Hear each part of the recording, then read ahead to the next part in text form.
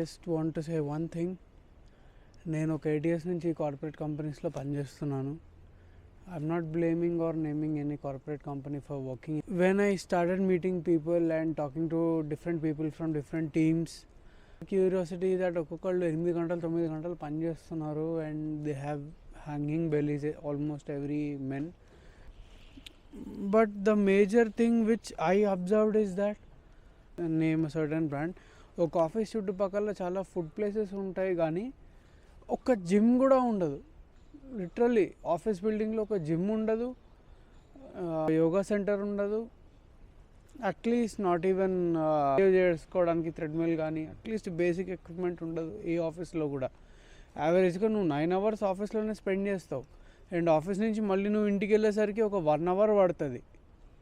నీకంటూ నీ టైం ఎప్పుడు నువ్వు కేటాయించుకుంటావు? వర్క్ పైన కూర్చుంటావు ఒక 4-5 hours. అమ్మ 4-5 hours కూర్చున్నా కదా, ఫుల్ స్ట్రెస్లో ఉన్న చిల్ అవుదామని చెప్పి ఒక పబ్కో లేకపోతే ఏదన్నా బార్కో లేకపోతే ఇంట్లోకి తెచ్చుకొని కూర్చొని సిట్టింగ్ చేస్తావు. నువ్వు ఆఫీస్లో ఏమైతే అచీవ్ చేస్తున్నావో ఎండ్ ఆఫ్ ద డే నువ్వు మళ్ళీ స్ట్రెస్ ఉందని చెప్పి ఆల్కహాల్ తాగటం అనేది that is not at all suggestible or good thing which you're doing in your life. First మనం డిపెండ్ అయ్యేది హెల్త్ ఇన్సూరెన్స్ పైన లేకపోతే టర్మ్ ఇన్సూరెన్స్ పైన డిపెండ్ అయ్యి. మీరు హెల్త్ ఇన్సూరెన్స్ పైన కంప్లీట్లీ డిపెండ్ అవ్వకండి. ఎందుకంటే there are some situations where even your support చేసినా మీ బాడీ సపోర్ట్ చేసే సిచ్యువేషన్లో ఉండదు.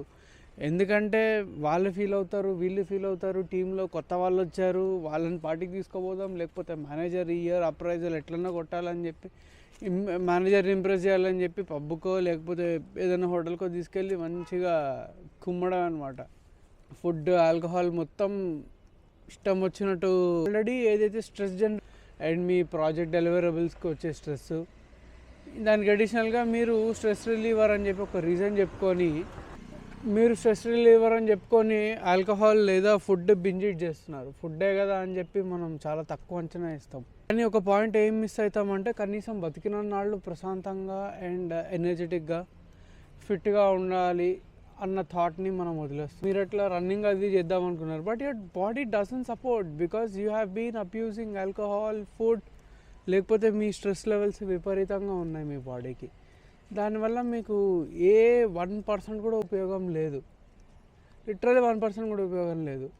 నేను ఇప్పటికీ కొన్ని హండ్రెడ్స్ ఆఫ్ పీపుల్తో కలిసి ఉంటాను కార్పొరేట్. ఎవరి నోటి నుంచి నేను పొరపాటున కూడా అరే ఈ వీకెండ్ రన్నింగ్కి వెళ్దామా, అరే లేకపోతే ఒక వర్కౌట్ సెషన్ చేద్దామా అని అడిగిన వాళ్ళని నేనైతే అసలు ఆల్మోస్ట్ లిటరల్లీ less than 1% కలిసాను అనమాట.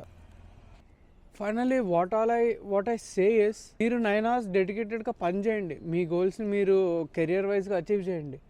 అలాగే మీ బాడీ మిమ్మల్ని సపోర్ట్ చేస్తున్నందుకు ఎంతో కొంత మీ బాడీని రెస్పెక్ట్ కూడా చేయాలి.